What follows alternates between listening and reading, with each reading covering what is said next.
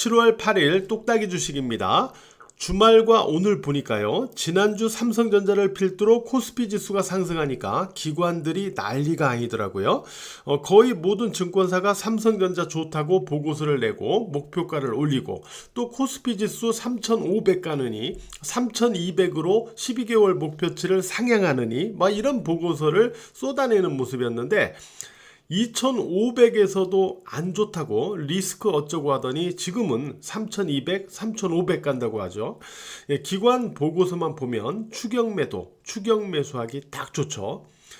저런 기관 보고서들을 보면서 개인적으로 오늘 코스피 지수 삼성전자 주가가 좀 쉬어가겠구나 이렇게 예상을 했는데, 이렇게 생각을 했는데 정말 그렇게 나타났어요. 코스피 지수는 지난주에 이제 상승에 따른 5일 이동평균선과 이격이 약간 생겼었죠. 그러다 보니까 이제 위쪽으로 계속 매물 공방이 좀 이렇게 나오면서 약간 쉬어가는 그런 모습이 보여지고 있는데, 일단 하나의 상승 파동을 보면요, 앞에서의 상승 파동들을 보면, 예를 들어서 이 올라가는 이 파동은 여기는 5일 이동평균선 지지로 올라갔죠. 그죠? 그리고 여기서 올라갈 때도 보면은 5일 이동평균선을 지지로 해서 올라갔죠. 뭐 떨어질 때도 5일 이동평균선을 저항으로 해서 떨어지고, 이렇게 한 마디의 파동들이 5일 이동평균선을 지지축으로 해서 형성이 되거든요. 그렇게 놓고 볼 때 코스피 지수는 현재 위치에서 이격 조절 성격으로 눌린다고 하더라도 5일 이동평균선만 지지를 해준다면 계속 우상향의 이 파동 그림을 그려 나갈 수 있는 그런 기조는 유지가 되겠죠. 그래서 지금 위치에서는 코스피 지수는 이격 조절 성격으로 눌리더라도 5일 이동평균선을 지지만 하면 된다, 뭐 이런 마인드를 갖고 지금은 봐야 된다라는 점을 말씀을 드리고요. 오늘 삼성전자 움직임을 이렇게 보면요, 삼성전자도 지난주에 이렇게 좀 가파르게 올라가면서 5일 이동평균선과 역시 이격이 생기면서 위쪽으로 매물 공방이 있었다는 점을 음봉에서 우리가 알 수가 있어요. 그래도 오늘 보합 위로 마감되는 그러한 저력은 계속 보여줬는데, 오늘 수급을 보면요, 외국인 수급은 오늘도 추가 매수입니다. 결국 오늘 누가 매도했나 놓고 보면은 기관하고 개인이에요. 기관하고 개인이 오늘 매도하면서 이렇게 위쪽으로 탄력 제어가 있었는데, 역시 뭐 기관은요, 며칠 사면 이렇게 조금 올라가면 또 다시 팝니다. 그죠? 외국인 같은 그러한 끈기 있는 매수를 할 줄 몰라요, 기관은요. 다행히 오늘 외국인이 삼성전자에 대해서 추가 매수를 해줬다 라고 볼 때, 결국 삼성전자의 이 주가 드라이브는 결국 외국인이 키를 쥐고 있다라고 우리가 보고 있지 않습니까? 이렇게 놓고 볼 때 비록 5일 이동평균선과의 이격을 조절하더라도 외국인 수급이 살아있는 한은 눌리면 오히려 다시 또 기회다, 이런 마인드에서 우리가 봐야 되겠죠. 5일 이동평균선과의 이격을 조절하는 성격도요.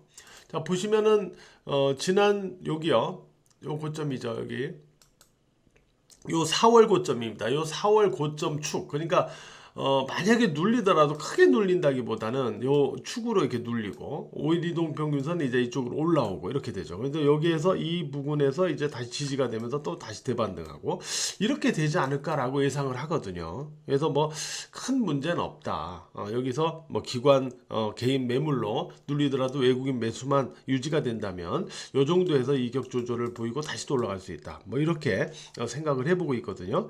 요거를 기준으로 한번 후속 등락 흐름을 좀 체크를 해보자, 이렇게 말씀을 드리도록 하겠습니다. 자, 코스닥 지수 보도록 할게요. 코스닥 지수는 오늘 4거래일 연속 양봉으로 반등하는 그런 모습을 이렇게 보여줬습니다.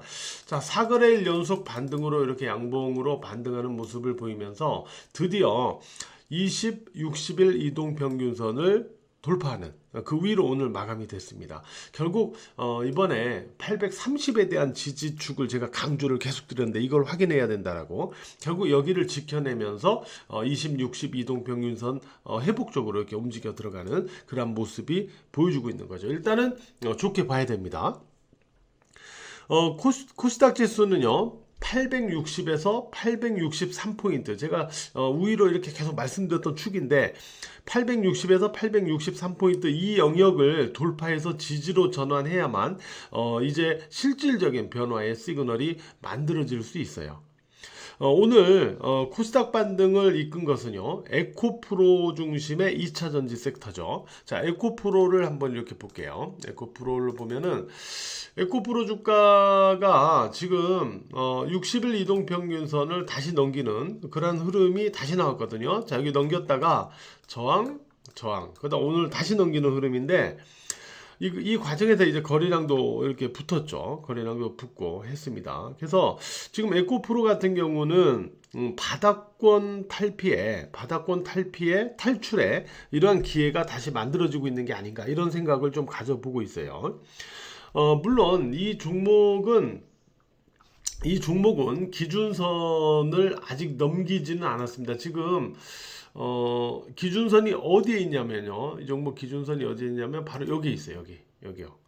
이 기준선이 어디예요? 바로 여기하고 연결되는 축에 지금 있는 건데요. 이때 여기에 있는 건데 이후에 이제 막 거래가 이제 중지되고 했다가 여기서 다시 거래가 되고 이런 관점이 있었죠. 그 직전에 여기를 축으로 제가 만들었는데 여기가 지금 저항축으로 작용을 했고요. 아직 넘기지는 못했어요. 이 기준선을 넘겨서 지지로 전환을 하게 되면은 에코프로의 바닥권 탈출은 일단 완성이 됩니다. 알았죠? 이렇게 된다면은 2차 전지 쪽도 관심을 가져봐야 돼요. 근데 어쨌든 아직 넘기지는 못했기 때문에 좀 더 추가적인 상황은 보겠지만은 어쨌든 바닥권 탈출에 어떤 기회는 만들려고 하는 노력이 보인다. 이렇게 말씀을 드릴 수 있겠고요. 이러한 부분은 이제 2차 전지 쪽이 에코프로도 그렇고 2차 전지 쪽이 워낙 많이 빠져 있다. 라는 거. 그러니까 2차 전지 쪽에 업황이 현재 아직 좋은 건 아니잖아요. 그죠? 업황 자체는 아직 우호적이지 않습니다. 다만 많이 빠졌다는 부분, 그리고 업황의 최악을 선제적으로 일단 반영했다는 부분, 이런 부분들이 이제 반등의 모멘텀이 될 수가 있는 거죠. 미국 증시에서 그 테슬라도 그런 부분 아닙니까? 그죠? 테슬라도. 그래서 제가 이 기준축을 사전에 제가 미리 이런 자리에서 말씀드리면서 이 위에 올라서야 테슬라의 주가는 살아난다 이랬는데, 자, 결국에는 이 기준선의 저점상 지지로 올라서는 요 포인트부터 해가지고 흐름이 쫙 나가는 거죠. 그죠? 이렇게.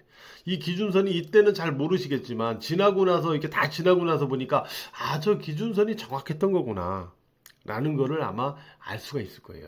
이거를 축으로 보셨던 분들은 아마 이 기회를 잡을 수가 있는 거죠. 실제 제가 주식장인에서도 바로 요 타이밍에서 이젠 테슬라 매매로 봐야 된다 이렇게 얘기했던 것처럼, 그죠? 저도 이 축을 기준으로 보는 거거든요. 어쨌든 이런 것들이 이제 국내 2차 전지 쪽에 흐름에 영향을 줬고, 이게 오늘 코스닥 지수 반등에 영향을 줬다 이렇게 보는 거죠. 다만 이제 우리가 지금 아까 제가 860하고 863포인트라고 그랬는데 그 축 위로 완전히 올라설 때까지, 즉 코스닥이 완전한 궤도에 올라설 때까지는 시총 상위 섹터 중심으로 하나가 오르면 하나가 둔화되는 현상은 유지가 되고 있다는 거죠. 그러니까 오늘 예를 들어서 2차 전지가 올라가니까 반도체가 다시 둔화된다. 초반에 조금 반짝하더니 좀 둔화된다거나 뭐 이런 모습들이 있거든요. 그래서 궤도에 좀 올라서야만 보다 많은 종목들의 회복 반등 시도가 존재하는 그런 상황이 만들어질 겁니다. 그래서 860, 863포인트 영역을 지지로 전환할 때까지는 한쪽이 움직이면 한쪽은 좀 누그러지고 둔화되고 약간 이런 모습들이 반복적으로 있을 거예요. 그래서 오늘 내가 보유한 종목이 오르지 못했거나 지수 반등을 이끌지 못했다고 해도요, 일단은 지금은 응원을 해줘야 돼요. 일단은 지수가 먼저 궤도에 올라서는 게 먼저니까, 그죠? 예, 그렇게 봐야 됩니다. 오늘 조선주도 반등을 했어요. 그죠? 그래서 HD 한국조선해양, 그리고 HD 현대 미포조선, 이런 종목들이 다시 반등하는 그런 모습이 있었고, 삼성중공업도 다시 반등하는 모습이 있었죠. 조선 쪽은 제가 금요일 VIP 멤버십으로 선제적으로 매수 관점을 제시했던 그러한 종목들입니다. 오늘 예상대로 이렇게 반등이 나왔는데요. 아직까지는 살아있다라고 봐야 됩니다. 이쪽에. 그리고 화장품 쪽에서 오늘 뭐 코스맥스, 한국 화장품 제조, 이츠한불 뭐 이런 종목들이 반등 시도가 있었는데 다만 아모레퍼시픽이 원래 이 화장품 관련주의 원래 대장주예요. 근데 이 대장주가 이렇게 좀 꺾였잖아요, 지금. 이렇게 꺾이면서 화장품 전반적으로 반등 시도가 있더라도 이전 앞에서처럼 그렇게 힘 있는 모습들을 못 만들어 나가는 거예요. 그리고 마찬가지로 이찬불 이런 종목도 같이 꺾이고 말이죠, 이렇게. 그죠? 이런 속에서 이제 기술적 반등을 보이는 거거든요. 그래서 화장품 관련주는 일단 이 아모레퍼시픽이 다시 살아나야만 다시 분위기를 전반적으로 잡아나갈 수 있다. 이런 관점은 갖고 보셔야 돼요. 알았죠? 뭐 코스맥스 이런 종목은 지금 기준점 여기니까 아직은 기준선 위에서 살아는 있어요. 살아는 있지만 그래도 다수 종목이 아모레퍼시픽 따라서 좀 꺾였거든요. 단기적으로. 그래서 아모레퍼시픽이 좀 살아나야 전반적인 분위기를 다시 잡아갈 수 있을 것이다. 이런 관점을 갖고 좀 보시기 바랍니다. 오늘 5G 쪽도 좀 반등이 있었어요. 5G 쪽도 반등이 있었는데 삼성전자가 미국의 지역 통신사를 겨냥해서 5G 이동통신 네트워크 장비 공략을 강화한다. 이런 소식이 있었기 때문인데요. 일단 기가레인이나 오이솔루션 이런 종목들이 오늘 좀 반등 시도가 있었습니다.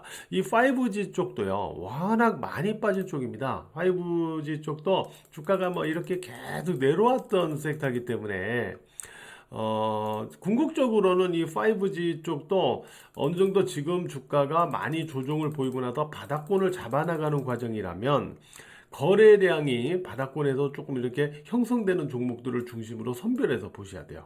그래도 이렇게 거래량이 출현되는 모습들이 있어야 됩니다. 기가레인도 거래량이 조금 이렇게 바닥 거래량에서 조금 살려주는 이런 거래량들이 좀 있잖아요. 그러니까 반등 시도가 거래량을 동반해서 움직이는 종목들로 좀 선별해서 보셔야 돼요. 5G 쪽은요. 알았죠? 네. 요게 포인트가 될 거예요. 장마철이다 보니까 아무래도 날씨가 계속 좀 꿉꿉한데 오늘 하루도 매매하시느라고 모두 대단히 고생 많으셨습니다.